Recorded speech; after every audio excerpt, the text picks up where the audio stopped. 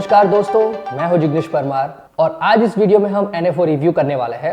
IIFL asset management के द्वारा launch किए गए उसके NFO IIFL ELSS Nifty 50 tax saver index fund के बारे में। ये एक ओपन एंडेड पैसिव प्रकार की इक्विटी लिंक सेविंग स्कीम है जिसमें 3 साल का लॉक इन पीरियड कंपलसरी है और ये रेप्लिकेट या तो फिर ट्रैक करने वाली है निफ्टी 50 टोटल रिटर्न इंडेक्स को। ये एनएफओ ओपन हुआ है 1 दिसंबर 2022 को और क्लोज होने वाला है 21 दिसंबर 2022 को। अगर आप ये एनएफओ डेट मिस करते हैं तो एनएफओ क्लोज होने के बाद कुछ ही दिन के अंदर ये स्कीम कंटिन्यूस परचेज के लिए रीओपन होगी और तब आप इस स्कीम के अंदर इन्वेस्टमेंट कर सकते हैं। तो इस एनएफओ के बारे में अच्छे से जानने के लिए आपको इस वीडियो को अंत तक देखना बेहद जरूरी है। अगर अभी तक आपने चैनल को सब्सक्राइब नहीं किया है तो जल्द से चैनल सब्सक्राइब कर ले ताकि ऐसी और भी जानकारी आपको जल्द से जल्द मिल सके।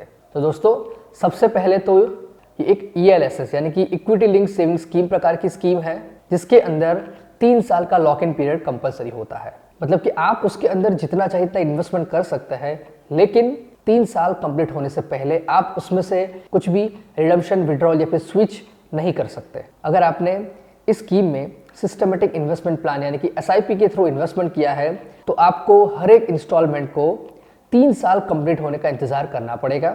जैसे ही हर इंडिविजुअल इंस्टॉलमेंट को 3 साल कंप्लीट होंगे उसके बाद ही आप उसको रिडम्पशन, स्विच, विड्रॉल कुछ भी कर सकते हैं। और इस लॉक इन पीरियड के बदले में आपको मिलता है section 80C income tax act के तहत इनकम टैक्स में राहत ले सकते हैं। तो इस एनएफओ का बेंचमार्क है निफ्टी 50 टोटल रिटर्न इंडेक्स यानी कि नेशनल स्टॉक एक्सचेंज में लिस्टेड टॉप की 50 कंपनी के अंदर इस एनएफओ में, इस स्कीम में इन्वेस्टमेंट होने वाला है। तो थोड़ी जानकारी लेंगे हमारे benchmark index Nifty 50 total return index के बारे में।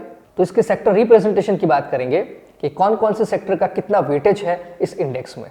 तो यहाँ पर सबसे ज्यादा वेटेज है फाइनेंशियल सर्विसेज 37.04%, उसके बाद में है इंफॉर्मेशन टेक्नोलॉजी 14.11%, फिर oil, gas and consumable fuels 12.70%, फिर फास्ट मूविंग कंज्यूमर गुड्स 8.75% और उसी तरह से automobile and auto components, health care, metal and mining, consumer durables, construction, telecommunication, power, construction materials, services and chemicals, इतने सारे सेक्टर्स के अंदर इतने वेटेज में इस इंडेक्स में इन्वेस्टमेंट होता है। अब बात करेंगे इस इंडेक्स के टॉप 10 स्टॉक्स और उसका इस इंडेक्स में वेटेज के बारे में। तो सबसे टॉप पर है रिलायंस इंडस्ट्रीज लिमिटेड 11.03% वेटेज के साथ। के बाद में है एचडीएफसी बैंक लिमिटेड 8.26%, फिर आईसीआईसीआई बैंक लिमिटेड 7.94%, फिर Infosys, housing development finance corporation, Tata consultancy services, ITC limited, Kotak Mahindra bank limited, Larsen and turbo limited and axis bank limited. तो ये है इस इंडेक्स के टॉप 10 स्टॉक्स और उसके वेटेज। अब हम जानकारी लेंगे इस इंडेक्स के रिटर्न्स के बारे में। तो इस इंडेक्स ने पिछले 1 साल में 3.32% का टोटल रिटर्न दिया है, यानी कि करीब 26-27 साल का रिटर्न है। 26-27 साल का प्राइस रिटर्न है 11.30%। मतलब अगर आप इस एनएफओ में, इस स्कीम में इन्वेस्टमेंट करते हैं तो आपको भी कुछ इसी प्रकार का रिटर्न मिलने की पूरी संभावना है। लेकिन यहाँ पर फायदा ये है कि लार्ज कैप स्टॉक्स होने की वजह से यहाँ पर वॉलेटिलिटी रिस्क कम हो जाता है और साथ में आपको टैक्स बेनिफिट भी मिलने वाला है। तो बात करेंगे इस एनएफओ के एसेट एलोकेशन के बारे में। तो यहाँ पर 95 से लेकर 100% तक का इन्वेस्टमेंट हो सकता है निफ्टी 50 इंडेक्स के इक्विटीज और इक्विटी रिलेटेड इंस्ट्रूमेंट्स में, और 0 से लेकर 5% तक का इन्वेस्टमेंट हो सकता है डेट और मनी मार्केट इंस्ट्रूमेंट्स में। इस एनएफओ के फंड मैनेजर है मिस्टर परिजात गर्ग।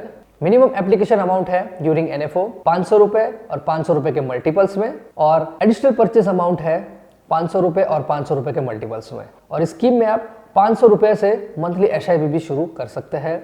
मतलब कि आप बहुत ही कम अमाउंट के साथ इस एनएफओ में इन्वेस्टमेंट शुरू कर सकते हैं। यहाँ पर एसआईपी, एसटीपी, एसडब्ल्यूपी सारी फैसिलिटीज अवेलेबल है।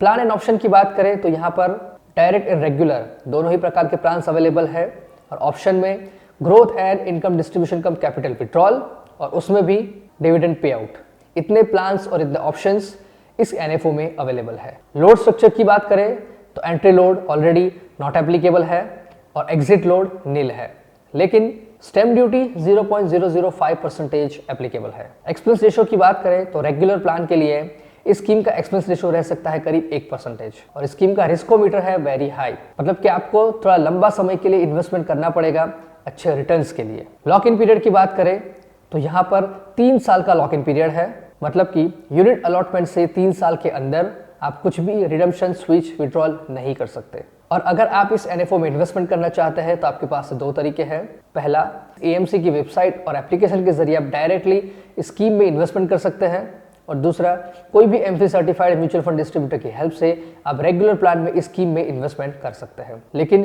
इस NFO में इन्वेस्टमेंट करने से पहले एक बार अपने पर्सनल फाइनेंशियल एडवाइजर की हेल्प जरूर लें कि ये स्कीम आपके लिए सूटेबल है या नहीं। तो दोस्तों, ये थी सारी जानकारी IIFL ELSS Nifty 50 tax saver index fund के बारे में। अगर आपको ये वीडियो पसंद आया है, इसे लाइक करें, कमेंट करें, शेयर करें, और अगर अभी तक आपने चैनल को सब्सक्राइब नहीं किया है तो जल्द से जल्द चैनल सब्सक्राइब करें ताकि ऐसी और भी जानकारी आपको जल्द से जल्द मिल सके।